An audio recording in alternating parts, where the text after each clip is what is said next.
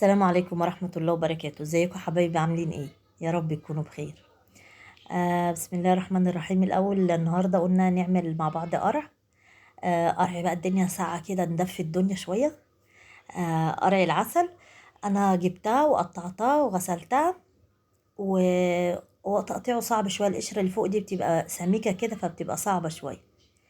المهم يعني استعنت بحد الحمد لله قطعها لي، وما بحطش عليه ميه ولا بحط عليه اي حاجه، وحطيته على النار وحطيت عليه كوبايتين سكر. دي قرعايه عامله كيلو وربع. حطيت عليها كوبايتين سكر حسب برضو السكر احتياجاتك، يعني حسب ما انت بتحبيه يعني.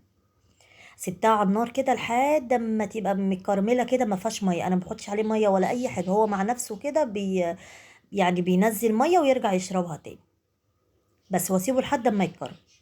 هنا بقى نعمل البشاميل بتاع القرع نفسه. البشاميل عبارة عن سمنة بلدي. هو القرع بقى لازم يتحط له سمنة بلدي كده، بيبقى يعني حاجة جميلة كده. وحطيت عليها 4 معالق دقيق، أنا عارفة المعيار فعشان كده حطيت على طول. يعني في معدل 4 معالق دقيق، و4 معالق أو 5 معالق سمنة بلدي أو صفرة زي اللي عندك يعني. هسيب الدقيق كده بس لحد ما يستوي. أفضل إيدي فيه كده لحد ما يستوي، ما بدلوش لونه او ولا بغمقه. انا بسيبه كده بس ياخد يعني ايه، يبقبق كده على النار. اول ما يبقبق كده حطي اللبن، انما ما تسيبوش لحد ما يعني يغمقي معاكي كده، مش هيبقى حلو. وبالذات يعني ان ده حاجه حلوه، مش مثلا مكرونه او حاجه. وبرده في المكرونه انا يعني ما بحبوش يسمر مني كده، هو بس مجرد ما يطلع بقليل كده اروح حاطه اللبن على طول.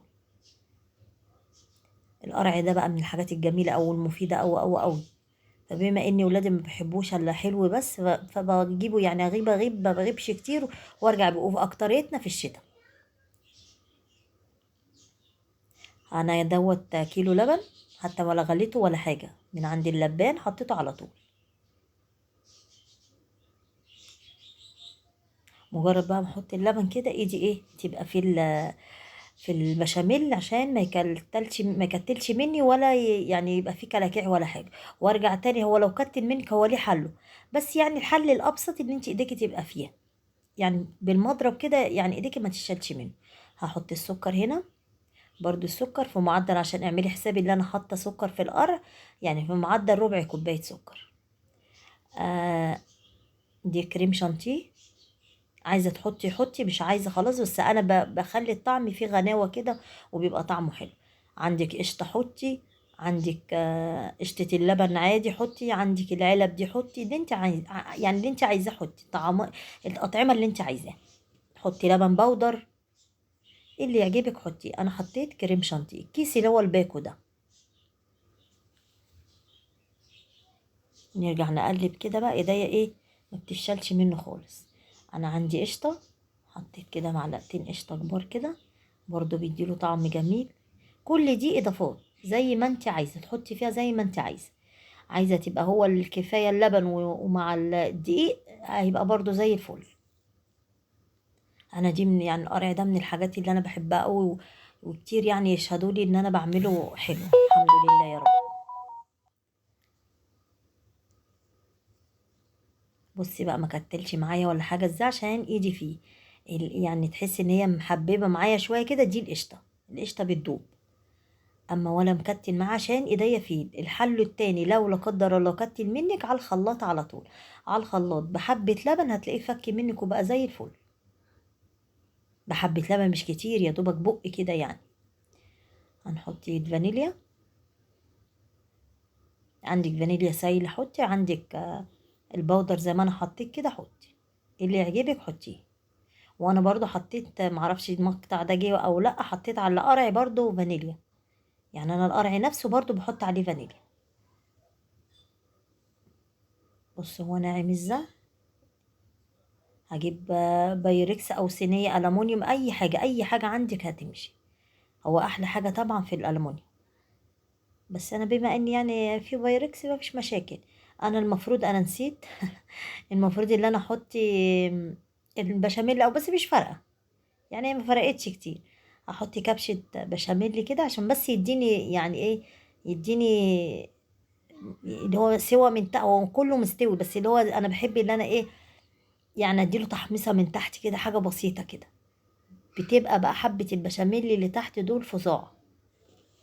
براحتك بقى، عايزه تحطي على طول زي ما انت عايزه، كده او كده الاتنين حلوين. جربي كده والله، جربي حتى هاتي قرع يعني صغير، وفي قرع اللي هو بيتباع في اكياس جاهز، ده مالي الدنيا. هاتي واعملي صينيه صغننه كده ودوقيه. في ناس كتير قوي ما تحبوش، بتحبوش من غير ما تدوق، دوقوه كده والله كفايه الفايده اللي فيه. انا بحط يعني قرع مش ولا كتير ولا قليل. والبشاميل نفس الحكايه، دوب يغطي الوش بس، لان هو يعني بيفور بيطلع بره كده. مش عارفه هو بيعمل إيه. او صح المثل زي القرع بتمد لبره دوت ولا ايه. اهو بس هو فعلا القرع تلاقيه، تحسي ان انا مثلا لو سايبه يعني سمك في الصينيه كده، الاقيه خرج بره وفار كده وحاجه ايه، بس بتبقى زي العسل. بصي بقى السمنه اللي انا حطاها في قعر الطاجن تطلع فوق الوش. انا قلت اعمل طاجن برضو كمان، بس كمية جت عندي كتيره، وطبعا مش هرميها، تشال في الفريزر زي ما هي كده، تحطيها في كيس وتشيليها في الفريزر، مش هيحصل لها اي حاجه، تيجي تطلعيها تلاقيها زي ما هي. بس انا بما اني يعني في واحنا بنحبه مش فارقه بقى، هعمل طاجن كمان صغير كده وخلاص. انا اسفه.